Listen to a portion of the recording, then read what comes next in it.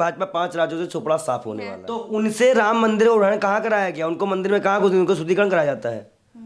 वो शुद्धि नहीं है। हमको लगता है ये मनुवादियों की सरकार चला रहे हैं, ब्राह्मण भी इनके साथ नहीं है। दिल्ली पुलिस पैसे पे काम करती है, उसी अपराधी को पकड़ेंगे और उसको कुछ देर बाद पैसा लेके छोड़ दिया जाएगा। ये दिल्ली पुलिस करती है। देश का प्रधानमंत्री ओबीसी दलित आदिवासी ही होना चाहिए। जहां मोदी मोदी होते थे वहां राम मंदिर हो रहा है। जो राम के नाम पे नाथुराम का मंदिर बना रहे थे। नमस्कार, मैं नूरजहां और हमारे साथ बातचीत करने के लिए इस वक्त मौजूद है कट्टर सनातनी। जिस तरीके से 5 राज्यों के चुनाव होने वाले हैं, 2024 में नजदीक है, एनडीए वर्सेस इंडिया चल रहा है, तो उसी को लेकर हम बातचीत करेंगे कि 2024 में किसकी सरकार बनेगी। क्या कहेंगे सर? देखिए, जिस प्रकार से 5 राज्यों में नरेंद्र मोदी जी रैलियों में कम दिखे, बैठकों में कम दिखे, रोड शो में कम दिखे और जनता ने पूरी तरह से भाजपा को नकार दिया है 5 राज्यों में। साफ सीधी बात है। मैं कई जगह गया भी हूँ और कई चैनल पे आप देखिए, मेरा सारा जगह मैं घूमता रहता हूँ। तो जो मुझे समझ में आ रहा है वो तो ये आ रहा है कि भाजपा 5 राज्यों से चोपड़ा साफ होने वाला है। अब नरेंद्र मोदी का मैजिक खत्म होता है तो फिर नया प्रधानमंत्री कौन बनेगा? भाजपा का। और अगर फूट पड़ती है भाजपा में तो 24 में इंडिया जीत जाएगा। लेकिन इस देश का प्रधानमंत्री ओबीसी दलित आदिवासी ही होना चाहिए। ओबीसी दलित आदिवासी, तो किसको देख रहे हैं फिर? तीनों में से कोई बन जाए। और ओबीसी दलित आदिवासी ही क्यों?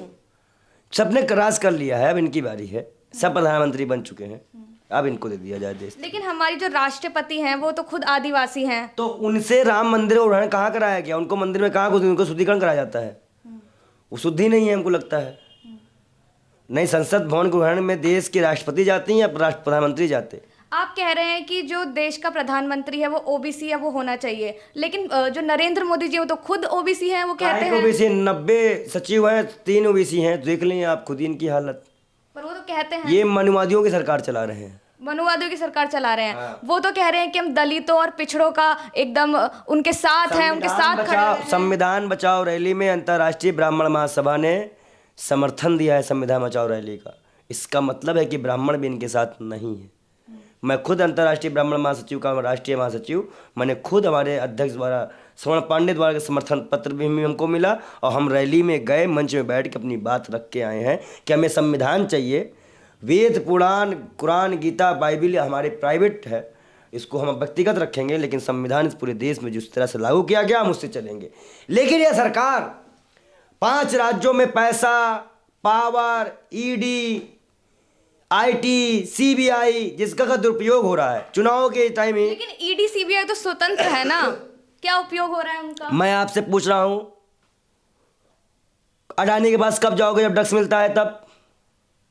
इतने भाजपा के नेता करप्शन में पकड़ेगा, क्यों नहीं उन पे ईडी पहुंची? जो कश्मीर गया था अपने मोदी जी के रिश्तेदार, वहां घूम के आया, खुफिया पे जानकारी लेके, उस पर ईडी क्यों नहीं गई?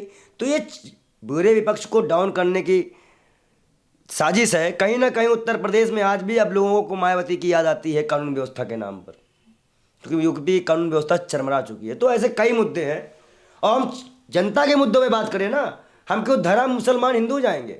हम 5 साल के लिए वोट आपको हिंदू मुसलमान करने के लिए थोड़ी ना दिए थे। आपने बेरोजगारी, महंगाई, भ्रष्टाचार इसकी बात की थी, आपने नौकरी की बात की थी, आपने शिक्षा की बात की थी। खुद सनातनियों का गंगा जल 15% जीएसटी के साथ बिक रहा है। हमारा गंगा जल, हमारी गंगा माता, हम उनको भी टैक्स दे खरीद रहे हैं। क्या सनातन का राज है? तो कुल मिला के बेवकूफ़ बनाया जा रहा है सनातनियों को। पर वो तो कह रहे हैं कि उन्होंने महंगाई पर ध्यान दिया है और रोजगार पर ध्यान दिया है। 2 करोड़ रोजगार दे दिए हैं। 1 साल में 2 करोड़ रोजगार अगर पूरे 10 साल में दिए हो तो हमको आप कहीं का डाटा निकाल के दीजिए। बकवास करने से नहीं होगा मन की। आपके नोटबंदी कारण 3 लाख 3.5 लाख कंपनियां बंद हुई, जिसमें से 18 से 20 करोड़ 8 से 10 करोड़ लोग बेरोजगार हुए। कौन जिम्मेदारी लेगा? आपने रेहड़ी पटरी खत्म की, आपका समझ लीजिए 3 से 10 से 12 लाख लोगों का मामला। वो तो कह रहे हैं ना कि आत्मनिर्भर बनिए, पकौड़े तलिए। आज भी दिल्ली की पुलिस सारे गरीब दुकानदारों से दिवाली के नाम पे, डेली वेजेस के नाम पे, हफ्ते के नाम पे करोड़ों रुपए वसूल रही है। क्या दिल्ली की पुलिस, दिल्ली के एसीपी, डीसीपी, दिल्ली के अधिकारी सो रहे हैं? दुकान में चोरी तक हो जा रही है, पर दिल्ली पुलिस सरकार पैसे पे काम करती है। दिल्ली पुलिस पैसे पे काम करती है। मैं तो बोलता हूँ, खुला बोलता हूँ, मेरे पास सबूत है। मैंने खुद देखा है पैसा लेते हुए और ये छोड़ते हुए। उसी अपराधी को पकड़ेंगे और उसको कुछ देर बाद पैसा लेके छोड़ दिया जाएगा। ये दिल्ली पुलिस करती है, तो हमें कितना भरोसा है हमको दिख रहा है। इस सरकार में हर अधिकारी करप्शन के बाद हुआ है। केंद्रीय कर्मचारी हो, राज्य कर्मचारी हो, कोई भी इससे खुश नहीं है। इस बार 24 में बड़ा बदलाव आपको देखने को मिलेगा, क्योंकि मेरी भविष्यवाणी आज तक गलत नहीं हुई है। तो आप भविष्यवाणी कर रहे हैं ये कि 24 में नरेंद्र मोदी प्रधानमंत्री नहीं रहेंगे, भाजपा की सरकार नहीं आएगी। आप चाहे कुछ भी बोले, लेकिन मोदी जी को कोई फर्क नहीं पड़ रहा है। मोदी जी को फर्क पड़ रहा है, पर वो कुछ बोल नहीं रहे हैं। नहीं, जहां मोदी मोदी होते थे वहां राम मंदिर हो रहा है। जो राम के नाम पे नाथुराम का मंदिर बना रहे थे, तो हम क्या ही बोल सकते हैं। तो आपको लग रहा है जिस तरीके से लोग प्रदर्शन कर रहे हैं, नारे लग रहे हैं कि जब जब मोदी डरता है ईडी को आगे करता है, तो आपको लग रहा नहीं, है? सही है ना। तो बताइए, राहुल गांधी को किस चीज़ से सजा मिली? मोदी का नाम लेने का। और जो मुल्ला का बोला है वो, या और सांसद हैं वो, जिन्होंने खुली ईडी की धमकी दी, तुम्हारे घर में ईडी पहुंचा देंगे, वो तो अपना कुत्ता टॉमी और दूसरे कुत्ता ये आपको लग रहा है आप मोदी के खिलाफ बोल रहे हैं तो आपको ना उठवा लें वो? आपको डर नहीं लगता है? आपको खुद ही डर लग रहा है ये प्रश्न करना। अगर आपने ये प्रश्न किया, इसका मतलब कि आपको डर है मेरी जान का। तो मुझे डर नहीं लगता। मरना सबको मरना है। नरेंद्र मोदी सर गरीब माँ के बेटे थे। 8,000 करोड़ का प्लेन है, 15 लाख का सूट है, बड़ी बड़ी बातें हैं, लेकिन गरीब जनता जो सड़कों पे रो रही है, जो आपत्ति कर रही है, उनका एहसास उनको नहीं है।